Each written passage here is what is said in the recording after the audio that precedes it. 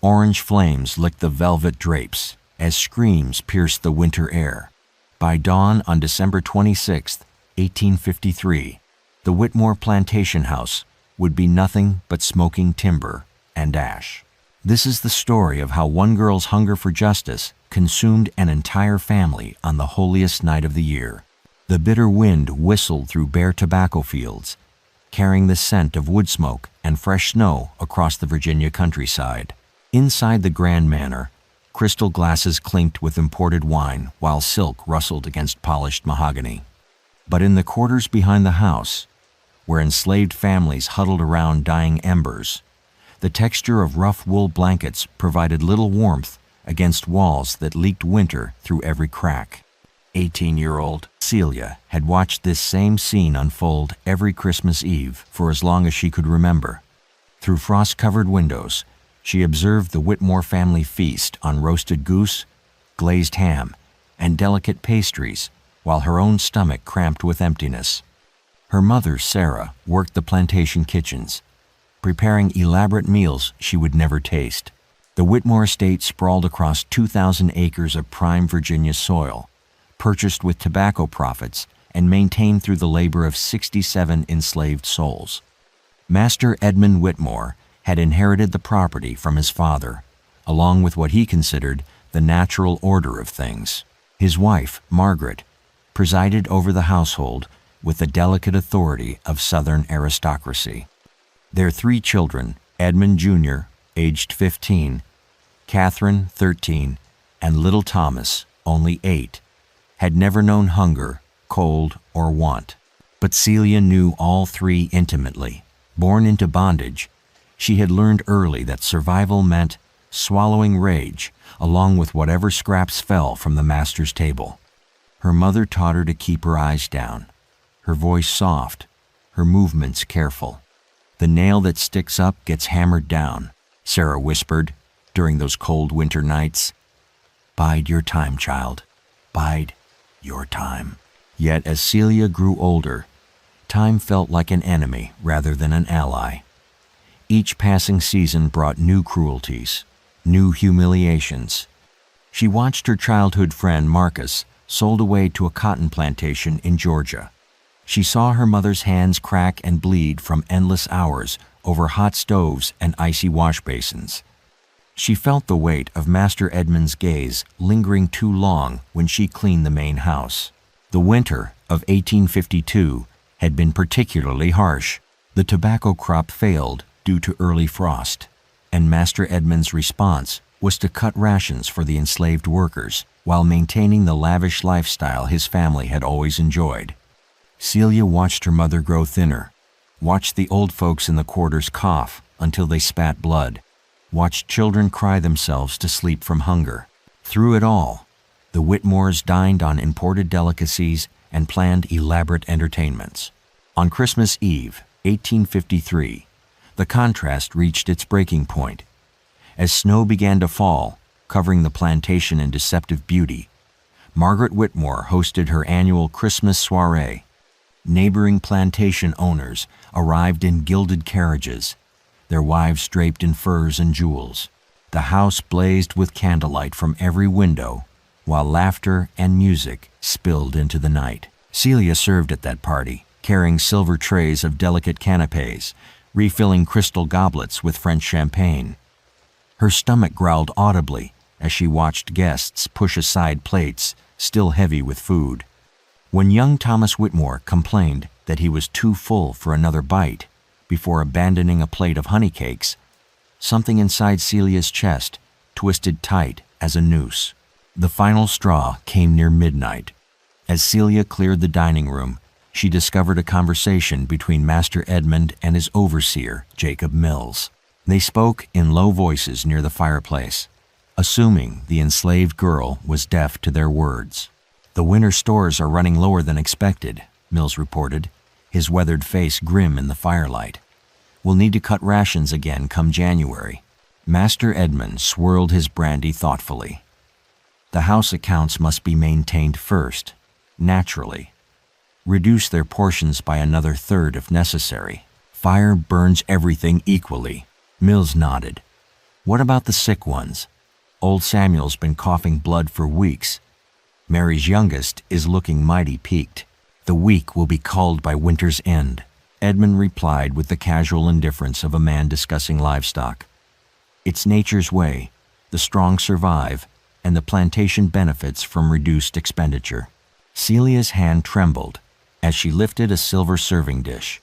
Reduced expenditure. Her people were dying, and these men spoke of it like a business calculation. As the guests departed and the family retired to their warm bedrooms, Celia remained in the kitchen, ostensibly cleaning, but actually planning. The great house grew quiet except for the settling of timber and the distant sound of wind through trees. Even her mother had finally collapsed into exhausted sleep in the servants' quarters. But sleep would not come for Celia that night. She thought of Marcus, sold away like a piece of furniture. She thought of little Samuel in the quarters, whose coughing fits sounded like drowning. She thought of her mother's hands, permanently stained from years of service to people who saw her as less than human. She thought of Master Edmund's words about culling the weak. The house held so many beautiful, flammable things. Silk curtains imported from France. Mahogany furniture polished to a mirror shine. Persian rugs worth more than most enslaved people would earn in several lifetimes of freedom they would never see. As the grandfather clock in the foyer chimed 12:30 a.m., Celia made her decision. She lifted a lit candle from the kitchen table, its flame dancing in the darkness. Her bare feet moved silently across cold marble floors as she climbed the servants' staircase to the main house. What drives a person past the point of fear, past the point of self-preservation?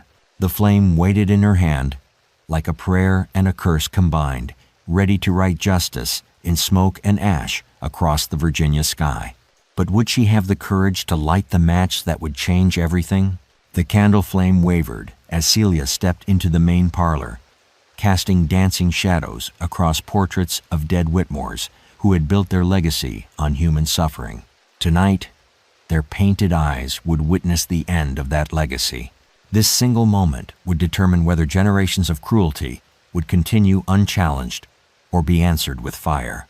The grandfather clock's pendulum swung with mechanical precision, marking each second that brought Celia closer to a choice that could never be undone. The parlor smelled of lingering cigar smoke and expensive perfume, while thick Persian rugs muffled her footsteps. French silk curtains hung like funeral shrouds, heavy and still in the windless night.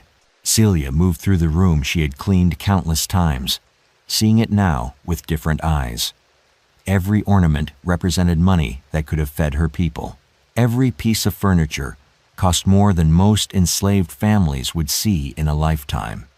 The massive fireplace, cold now except for dying embers, was framed by imported marble that Master Edmund had bragged cost more than some men's houses. She approached the window where the grandest curtains hung, their golden threads catching the candlelight. The fabric felt soft as water between her fingers, softer than any cloth that had ever touched her skin. Master Edmund had ordered these curtains from Paris, she remembered, paying more for window dressing than he spent feeding his entire enslaved workforce in a month. A sudden creak from upstairs froze her in place.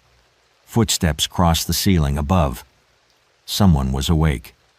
Celia held her breath, counting heartbeats until the sound faded. Probably Master Edmund, visiting his private study, where he kept his account books and his collection of rare liquors. Those account books told the real story of the Whitmore plantation. Celia had glimpsed them while cleaning, pages filled with calculations that reduced human beings to numbers: purchase price, maintenance costs, expected years of service, replacement value. Her own name appeared in those ledgers, listed between a plow horse and a butter churn. The candle wax dripped onto her wrist, the brief burn focusing her resolve. She lifted the flame toward the curtain's edge, but memories flooded back, threatening to drown her courage. She remembered the stories her mother told of other enslaved people who had fought back. Their punishments were whispered about in the quarters, like ghost stories. Marcus Williams, who had struck an overseer in Georgia, hanged from a tree while his family was forced to watch. Sarah Chen, who had poisoned a master's food in South Carolina, burned alive in the town square as an example to others. The fate of rebels was always the same: death by torture, designed to terrify any others who might consider resistance. Yet as Celia stood there, she realized something that changed everything. She was already dying. They all were. Master Edmund's casual comment about culling the weak had made that clear. The slow starvation, the brutal working conditions, the complete dehumanization, NET max.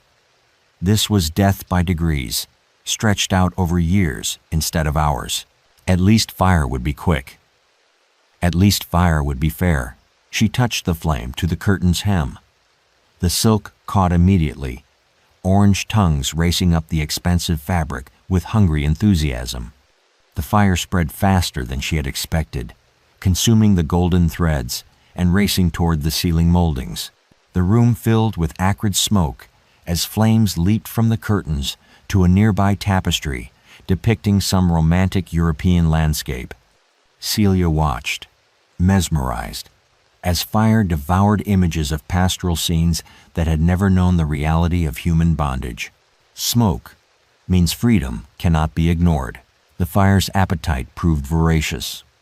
Within minutes, it had spread to the mahogany bookshelf, consuming leather-bound volumes of poetry and philosophy that spoke of human dignity while their owner practiced human slavery. The Persian rug began to smolder, filling the air with the scent of burning wool and expensive dyes. Celia moved to the next room, then the next. Each space told the same story of wealth built on suffering, luxury purchased with lives. In the dining room, she tipped her candle to the lace tablecloth, where she had served so many meals she could never taste. The fine linen caught like tinder, spreading flames across the polished table, where Master Edmund had casually discussed reducing food rations for the enslaved. The kitchen proved even more satisfying. Here, where her mother's hands had bled, preparing feast after feast for people who saw her as livestock, Celia lit the window treatments, the wooden spice racks, the cloth-covered bread baskets. Fire consumed the heart of the house's domestic operations, the engine of its hospitality and comfort. As she climbed the servants' staircase toward the second floor, smoke began to thicken the air.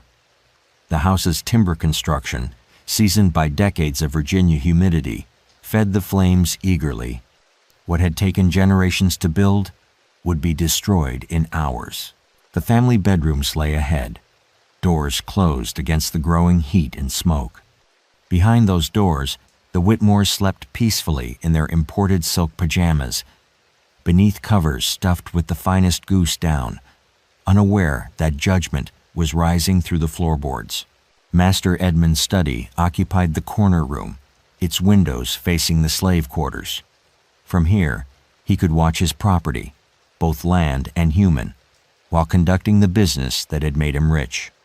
His massive desk held not just account books, but correspondence with other plantation owners, sharing advice on managing enslaved populations, discussing breeding programs, calculating profit margins from human misery. Celia set those papers ablaze first. Let his business burn before his body. Let his profits turn to ash before his pride. The flames consumed records of slave purchases, breeding schedules, punishment logs, and correspondence about the Negro problem with other planters. The heat was becoming intense now. Sweat poured down Celia's face as she moved from room to room, spreading fire with methodical precision. She could hear the flames roaring below, consuming the main floor with increasing fury. The house's structure began to groan and crack as support beams weakened. Soon, the smoke would wake the family.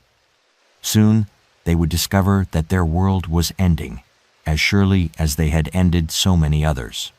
They would face the same terror, the same helplessness, the same desperate struggle for survival that they had inflicted on countless human beings. But would they understand, in those final moments, that this was justice rather than mere revenge?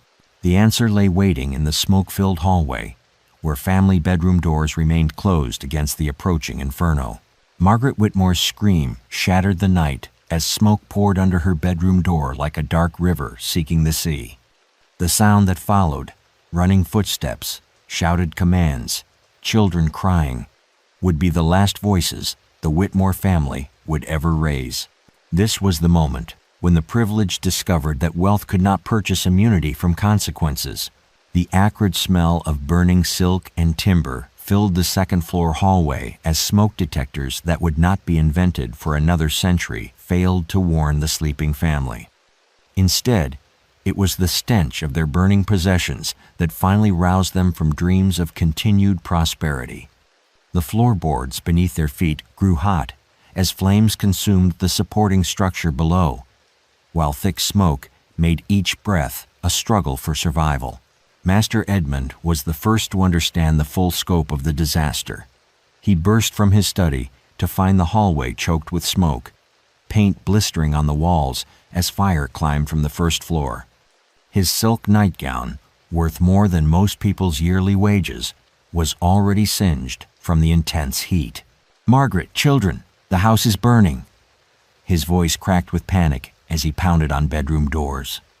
The man who had commanded 67 human beings with absolute authority now found himself powerless against the most democratic of forces. Fire consumed master and slave alike. Young Catherine emerged first, her delicate nightdress torn as she stumbled through smoke that burned her eyes and throat.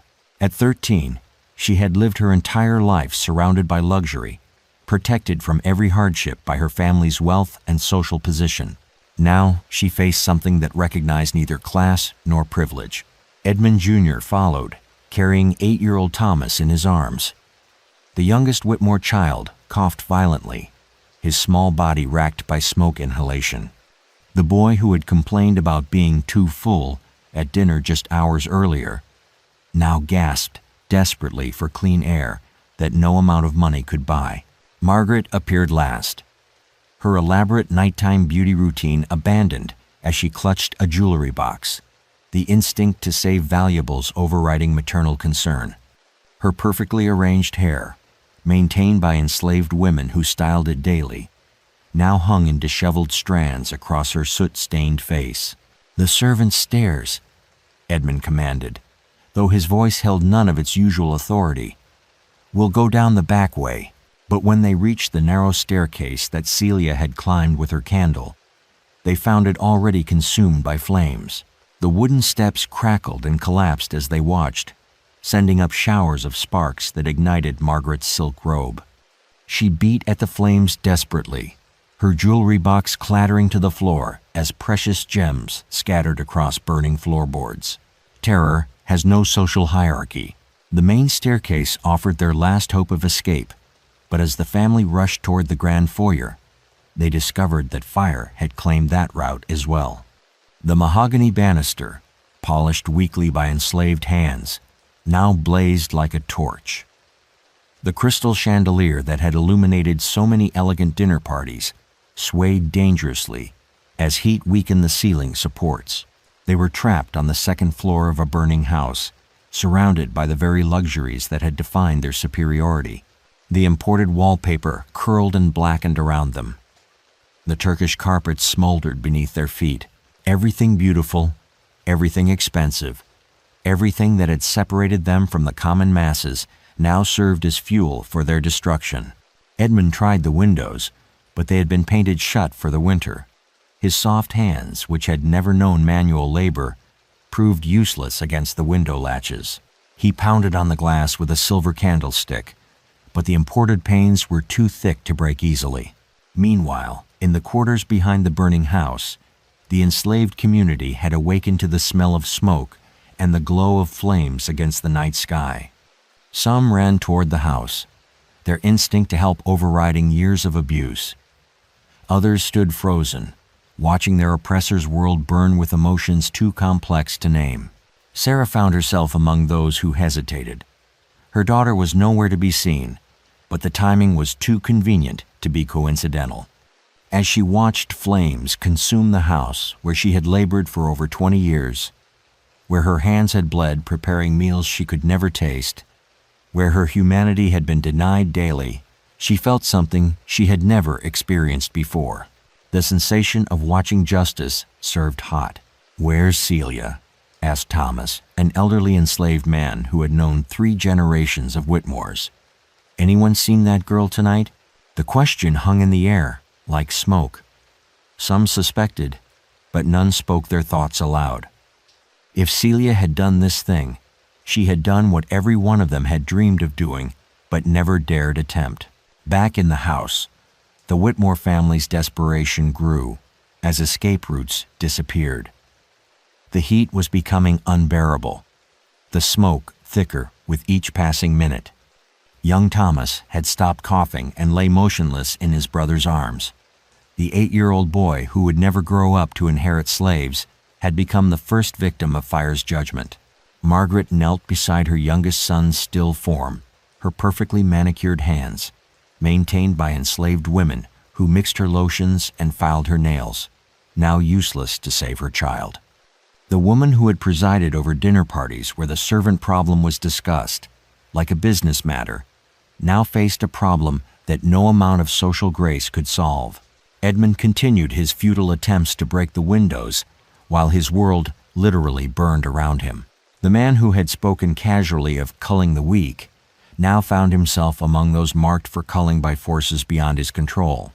As the ceiling began to buckle and beams crashed down in showers of sparks, the Whitmore family huddled together in their burning mansion. 3 generations of wealth, built on human suffering, was being erased in a single night. But where was the architect of their destruction? Had Celia escaped the flames she had set, or had she chosen to burn with the house that had held her in bondage?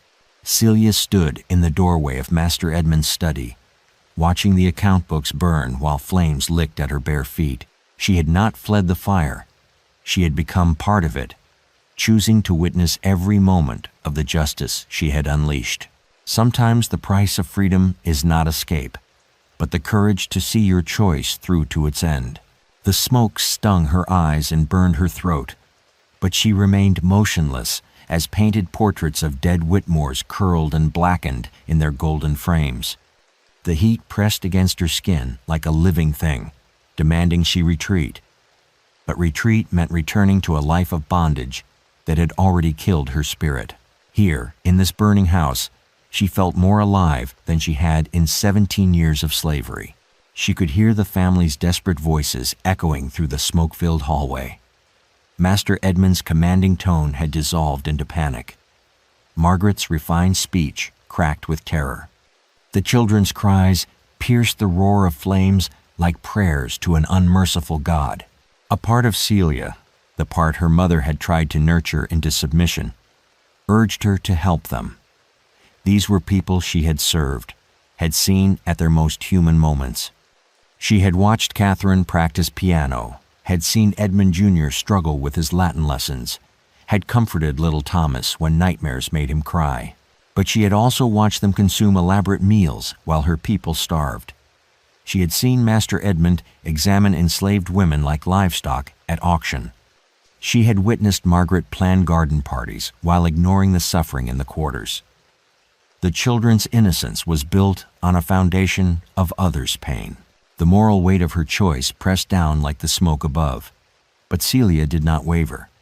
She had crossed a line that could never be uncrossed, had stepped into a space where conventional morality held no power.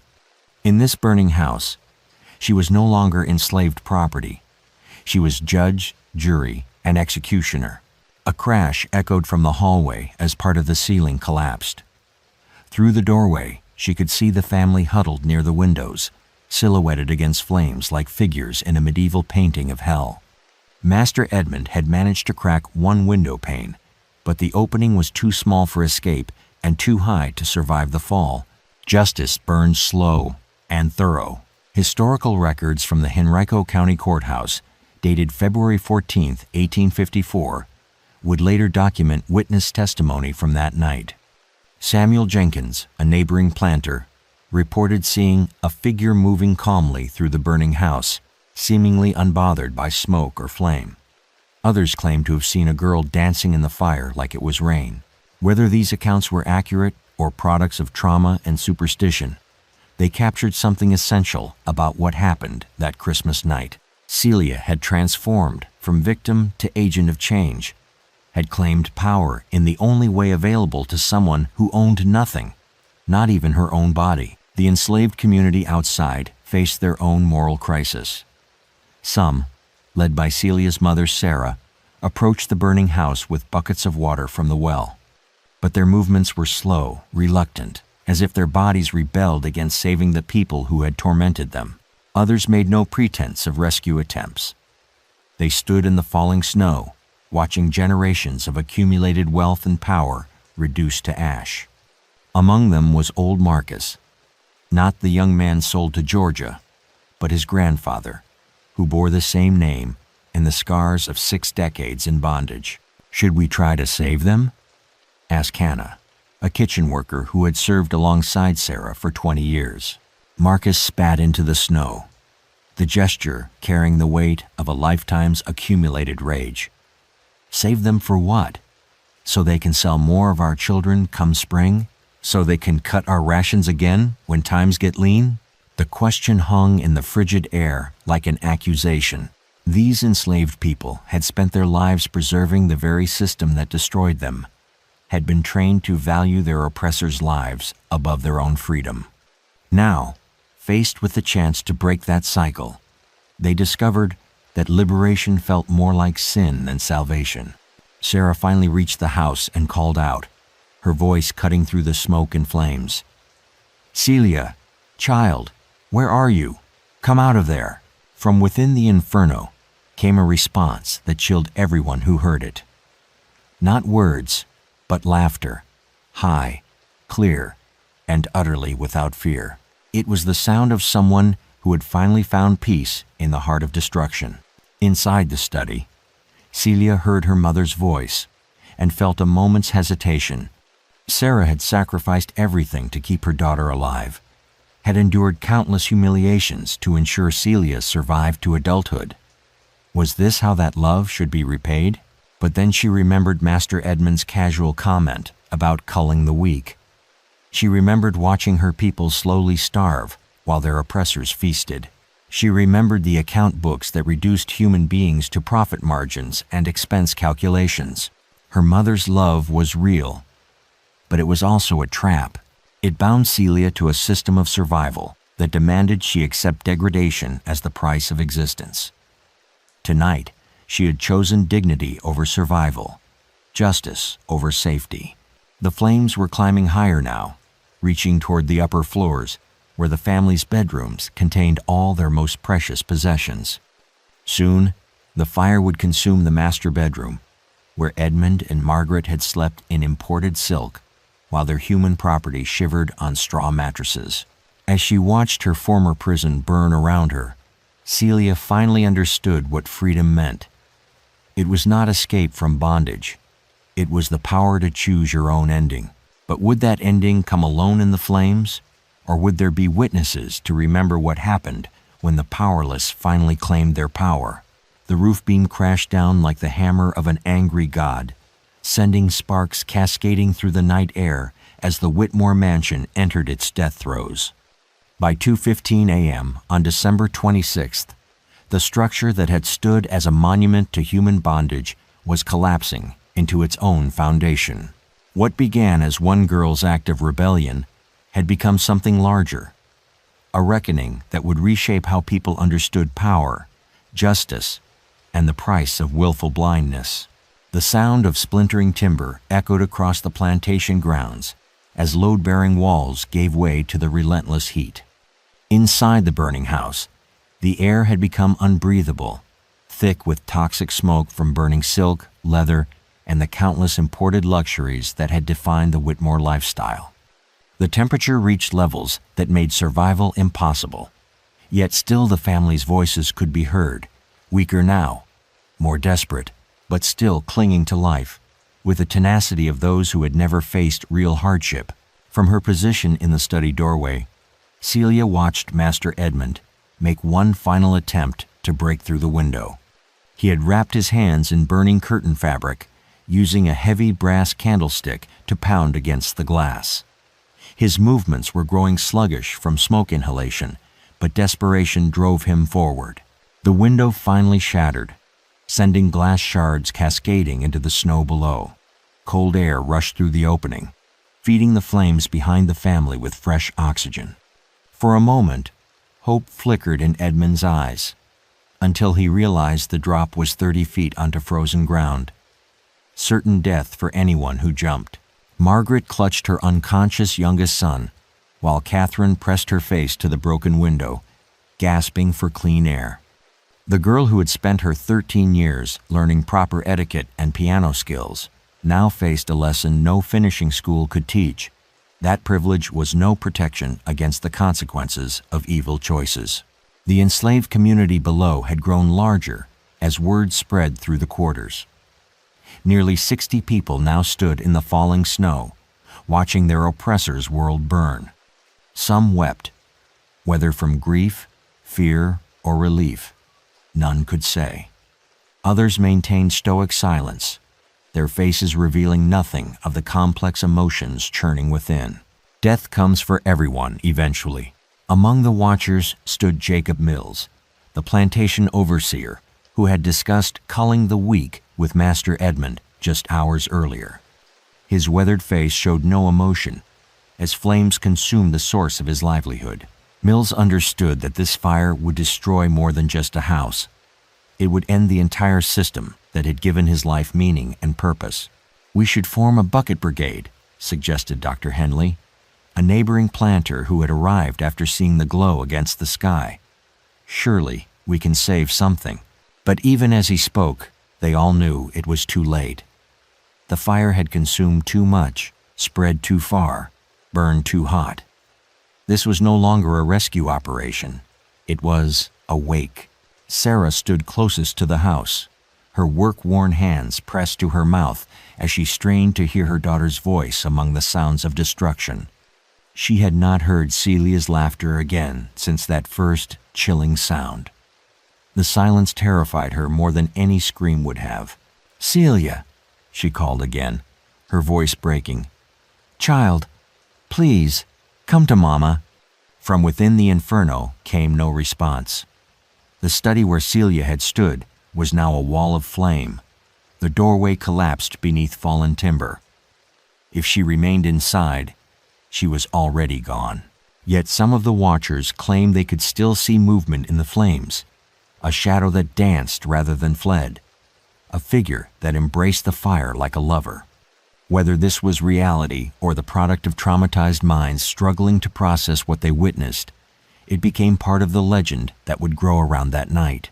The family's voices grew fainter as smoke overwhelmed their final hiding place near the broken window.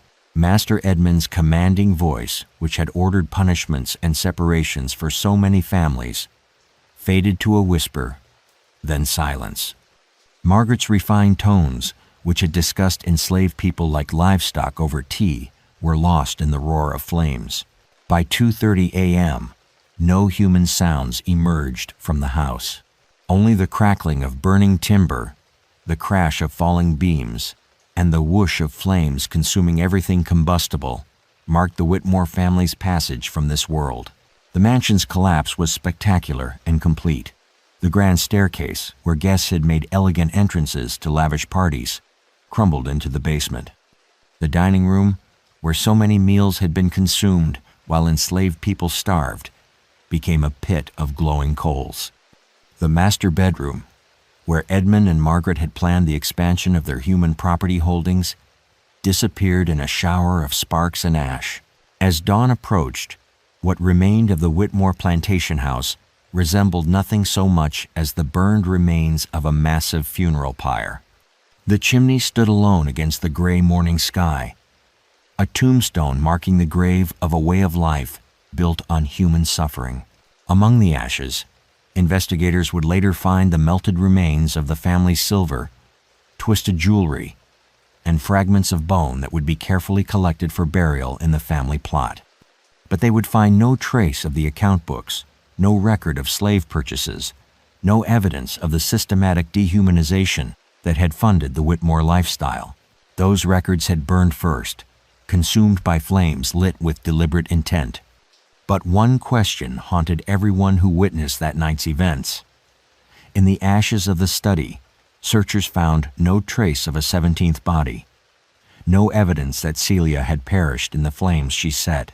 Had she escaped in the chaos and confusion, disappearing into the darkness to begin a new life? Or had the fire she embraced transformed her into something else entirely? A memory, a legend, a warning that would outlive them all. Sheriff Thomas Crenshaw arrived at dawn to find 67 newly freed people standing in the snow, staring at the smoldering ruins of their former prison. His weathered hands shook as he surveyed what remained of one of Virginia's most prosperous plantations. This single night had destroyed not just a family, but challenged the very foundations of a society built on human bondage. The acrid smell of wet ash and burned timber filled the morning air as Crenshaw picked his way through debris that told the story of lives consumed by flame. Melted silverware created abstract sculptures in the cooling coals, while fragments of expensive china crunched beneath his boots like broken promises. The morning light revealed the full scope of the destruction. Nothing remained of the grand mansion except the lonely chimney and scattered foundation stones. What disturbed Crenshaw most was not the physical destruction, but the behavior of the surviving witnesses. The enslaved community, AIIs, technically free now that their legal owner was dead, stood in unnaturally perfect silence. No wailing, no expressions of grief, no chaos that typically followed such disasters. Instead, they watched him with eyes that held secrets he was not sure he wanted to uncover. "Anyone see how this started?" he asked, his voice carrying the authority of 20 years in law enforcement. The response was a wall of blank stares and shrugged shoulders. These people had spent their lives perfecting the art of seeing nothing, knowing nothing, revealing nothing to white authorities. Now that skill served a different purpose entirely. Sarah stepped forward, her grief-stricken face a mask of careful ignorance. "We was all asleep in the quarters, Sheriff. Woke to the smell of smoke, but it was too late to help." Her words carried the weight of truth, but Crenshaw sensed layers of meaning beneath the surface. As an experienced lawman, he knew the difference between innocent ignorance and willful blindness. The morning continued to reveal disturbing details. Dr. Patterson, the county coroner, arrived to examine what remained of the Whitmore family. His preliminary count confirmed 5 bodies: Master Edmund, Margaret, young Catherine, Edmund Jr., and little Thomas. All showed signs of death by smoke inhalation, their final moments presumably spent trapped on the second floor. But when Patterson reached the area where Master Edmund's study had been, he made a discovery that changed everything.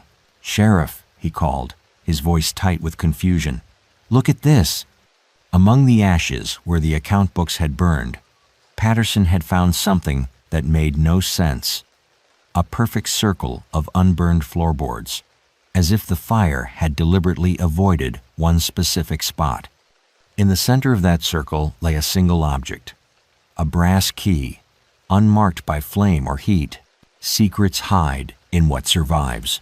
Crenshaw examined the key with growing unease. It was clearly old, hand-forged, with intricate engravings that suggested it had once opened something important. But what lock could it fit? And why had the fire spared this one small area while consuming everything else with such thoroughness? "Have you found any trace of the Thibodeau girl?" Dr. Patterson asked, referring to Celia by a surname that did not legally belong to her. "The workers mentioned she's missing." This was the question Crenshaw had been dreading. A missing enslaved person after a suspicious fire raised implications he preferred not to contemplate.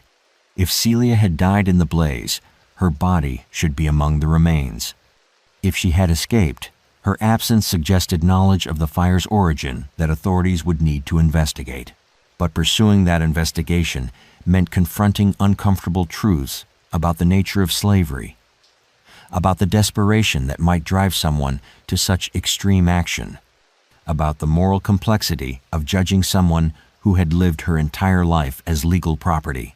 The sheriff walked the perimeter of the destroyed house, noting details that painted a disturbing picture. The fire had started on the ground floor, but spread with suspicious efficiency, as if someone familiar with the house's layout had planned the destruction carefully. Certain rooms showed evidence of accelerants, cooking oil, lamp fuel, anything flammable that had been deliberately spread to ensure complete combustion. This was not an accidental fire caused by an overturned candle or faulty chimney. This was arson, planned and executed with deadly precision. As he continued his examination, Crenshaw noticed something else troubling. Footprints in the snow leading from the servants' quarters toward the main house, then disappearing at the foundation. The prints were small, barefoot, and made by someone who had walked calmly rather than run in panic. Someone had approached the house deliberately on the night of the fire. Someone had entered through the servants' entrance. Someone had moved through the building with purpose before disappearing without a trace. The implications were clear, but pursuing them would require Crenshaw to arrest and charge someone who had been legally considered property rather than a person just hours before. The technical questions alone were staggering. Could an enslaved person be held responsible for destroying their owner's property when they themselves were property? What court would try such a case? What jury would hear it? More practically, what witnesses would testify? The enslaved community would never cooperate with an investigation that might result in one of their own facing execution. The neighboring planters wanted the entire incident forgotten as quickly as possible, fearful that details might inspire similar acts of rebellion on their own properties. As the day wore on, Crenshaw found himself facing a choice that would define his career and his conscience. He could pursue the investigation aggressively, following every lead until he uncovered the truth about who had set the fire and why. Or he could file a report attributing the disaster to accidental causes, a Christmas candle left burning perhaps, or a chimney spark that caught the curtains. One choice might bring justice for the murdered Whitmore family. The other would avoid questions that Virginia society was not ready to answer. But as he stood in the ruins of the plantation house, staring at that mysterious circle of unburned floorboards, Sheriff Crenshaw realized the most unsettling truth of all. Perhaps the real question was not who had lit the fire, but whether the person who did it would strike again. 3 days after Christmas, the official report landed on Governor Joseph Johnson's desk with a conclusion that satisfied no one but protected everyone. Accidental fire caused by unattended holiday candle. Sheriff Crenshaw's signature sealed a lie that would echo through Virginia's history books. Sometimes the most dangerous truth is the one that powerful people agree never to speak. The mahogany desk where Governor Johnson reviewed the report bore polish applied by enslaved hands, a irony lost on no one present at the emergency meeting called to address what newspapers would eventually term the Whitmore incident. Present were Sheriff Crenshaw, 3 neighboring plantation owners, Henrico County's prosecutor, and Dr. Patterson, whose medical opinion would legitimize whatever story they chose to tell. The room smelled of expensive tobacco and nervous sweat, as Virginia's power structure grappled with a problem that threatened their entire social order. Outside, snow continued to fall on a state where nearly 500,000 human beings remained in legal bondage, many now whispering about a girl who had turned fire into freedom. "We cannot allow this to be seen as anything but an accident," declared Colonel Harrison Webb, whose plantation bordered the former Whitmore property. The implications of suggesting otherwise would be catastrophic. Webb's words carried weight beyond his political influence. His own enslaved population had grown restless since news of the fire spread through the slave communication network that connected plantations across Virginia. Reports reached him daily of work slowdowns, whispered conversations that stopped when overseers appeared, and a general atmosphere of expectation that made him sleep with loaded pistols beside his bed. Dr. Patterson shifted uncomfortably in his chair. As the only medical professional present, his opinion would carry scientific authority, but his conscience wrestled with what he knew to be true. Gentlemen, my examination of the scene revealed clear evidence of deliberate accelerant use. This was not accidental. The temperature in the room seemed to drop as Patterson's words hung in the air like an accusation. Governor Johnson leaned forward, his political instincts calculating the cost of various responses.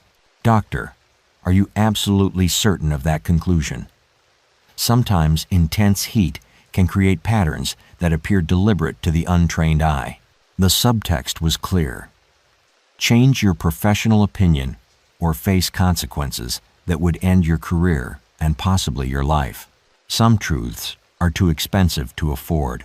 Patterson's hands trembled as he reached for his medical bag, withdrawing the official report he had prepared.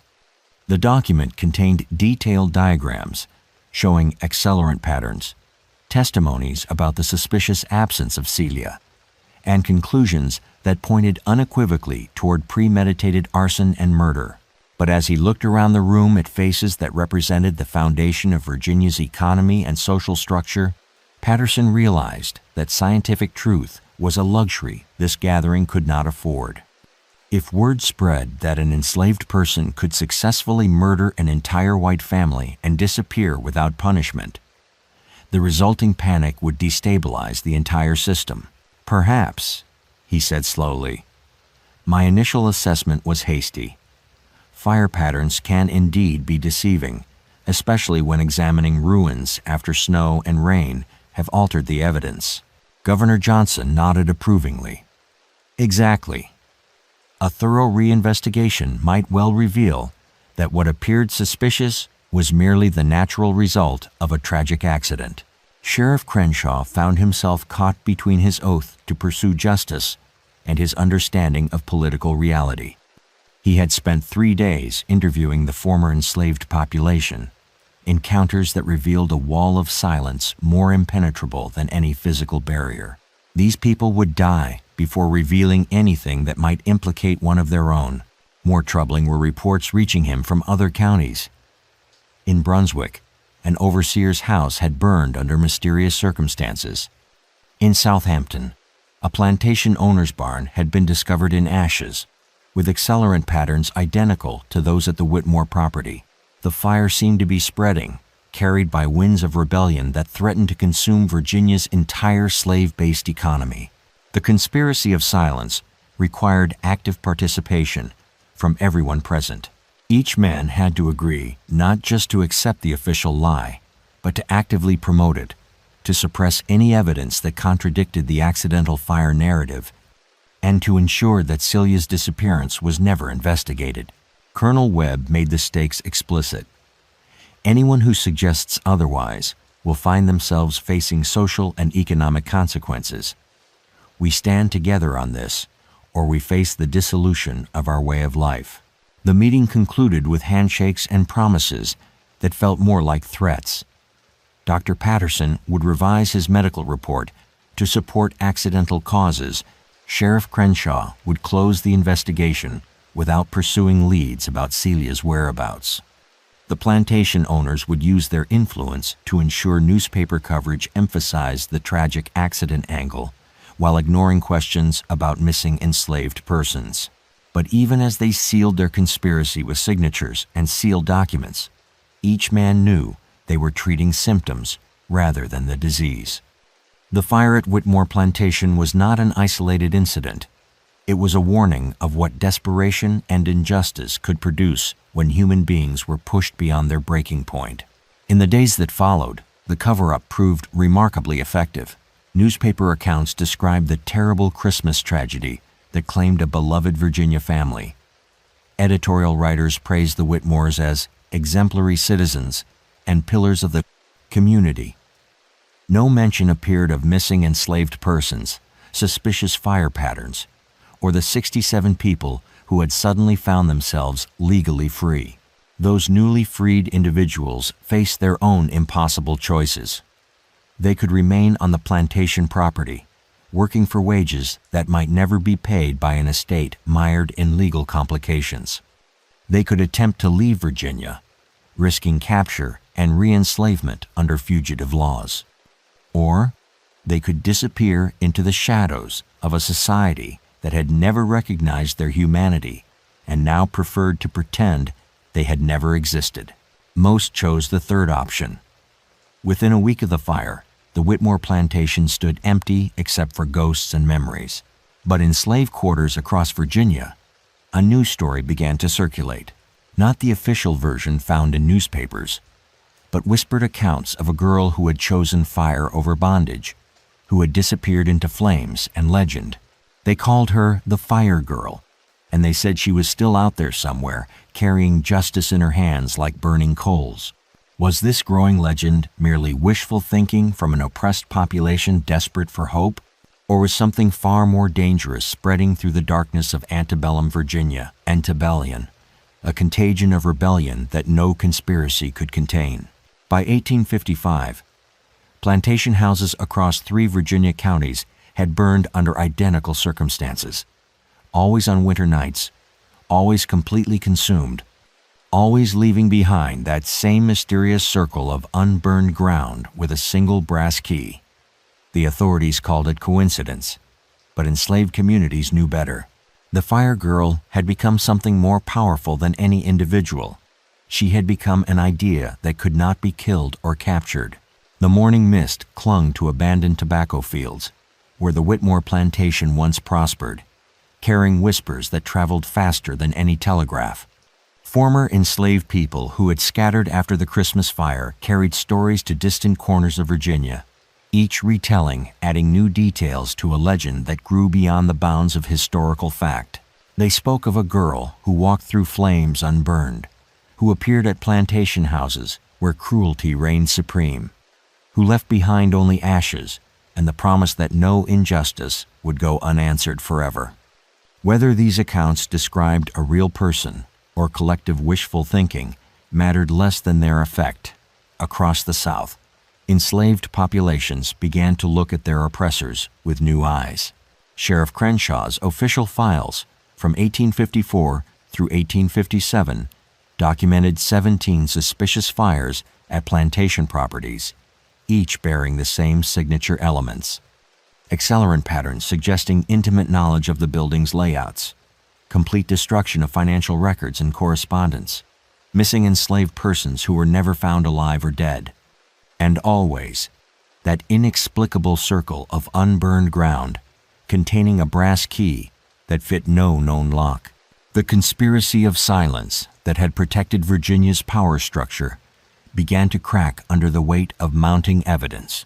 Dr. Bede, Patterson, whose conscience had never recovered from falsifying his original report, began keeping private notes that told a different story than his official documents. His personal journal, discovered after his death in 1862, contained detailed observations about the fire patterns and a growing conviction that they faced something unprecedented in the history of American slavery. The fires follow no pattern of geography or season, Patterson wrote in an entry dated March 15, 1856. They target plantations known for particular cruelty, as if guided by intelligence that transcends normal human communication. I begin to suspect we are witnessing not individual acts of rebellion, but something approaching organized resistance. What Patterson had begun to understand was that Celia's Christmas night fire had created something more dangerous than any single act of revenge. It had provided a template, a method, and most importantly, a symbol that could be replicated by others who had reached their own breaking points. Freedom spreads like wildfire. The brass keys found at each fire site became objects of particular fascination among both authorities and enslaved communities. Some believed they were genuine artifacts, passed from one rebel to another as symbols of a growing underground network. Others suggested they were deliberate false clues, planted to confuse investigators and create the impression of supernatural intervention. But in the quarters where enslaved families gathered after their masters slept, the keys held deeper meaning, They represented access to freedom, the ability to unlock chains that bound not just bodies, but spirits. Children learned to recognize the key's distinctive engravings, while adults whispered prayers that someone carrying such a key might visit their plantation on a dark winter night. The economic impact of the fires extended far beyond the direct property damage. Insurance companies began refusing coverage for plantation houses, citing unexplained combustion risks that made Virginia tobacco properties uninsurable. Banks grew reluctant to finance agricultural ventures that might disappear overnight. The very foundation of the slave-based economy began to show cracks that would widen over the coming years. Governor Johnson's private correspondence, revealed decades later during post-Civil War investigations, showed growing panic among Virginia's political leadership. "We face not merely isolated incidents of property destruction," he wrote to Senator John Bell in 1857, "but a coordinated campaign that threatens to destabilize our entire social order. The authorities seem powerless to prevent these occurrences or apprehend those responsible." What made the situation more terrifying for plantation owners was the realization that their enslaved populations possessed detailed knowledge of their vulnerabilities. These were people who had built their houses, who knew every hidden passage and weak point, who understood their daily routines and security measures. The very intimacy that slavery created between oppressor and oppressed now worked against the masters. As the fires continued through 1857 and beyond, they began to attract attention from abolitionists in the North. Frederick Douglass wrote extensively about what he termed divine retribution, visited upon the houses of bondage, while Harriet Beecher Stowe incorporated similar incidents into her later novels. The fires had transcended local crime to become symbols in the growing national debate about slavery's moral legitimacy. But perhaps the most significant impact was psychological. Plantation owners who had once slept peacefully in their grand houses now lay awake, listening for footsteps, watching for smoke, wondering if their turn had come. The absolute power they had wielded over human lives was revealed to be an illusion. They were as vulnerable to violence as anyone else, protected only by a system that was showing increasing signs of collapse.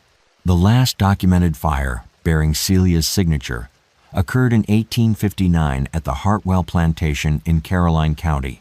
Like all the others, it consumed everything except that mysterious circle where a brass key waited among the ashes. But this time, witnesses reported something different. A figure walking away from the flames, silhouetted against the orange glow, moving with the calm deliberation of someone whose work was finally finished. Whether this figure was the original Celia, now in her mid-20s, or someone else carrying forward her legacy, would never be determined. By 1860, the fires had stopped as suddenly as they had begun, leaving behind only legends and the lingering question of what had happened to the fire girl. The Civil War that erupted a year later would overshadow these earlier acts of rebellion, but historians now recognize them as crucial precursors to the larger conflict. Celia's Christmas night fire had demonstrated that enslaved people could and would fight back, that the system of bondage carried within it the seeds of its own destruction. Today, visitors to what was once the Whitmore Plantation find only an empty field where tobacco once grew and a lonely chimney that marks where a great house once stood. But locals say that on winter nights, when the mist is thick and the moon is dark, you can still smell wood smoke carrying on the wind and hear the sound of footsteps moving purposefully through the darkness. They say the fire girl never really left. She just became part of the land itself, waiting for justice to be needed once again. We're only scratching the surface. The next case is even darker. Subscribe before it drops.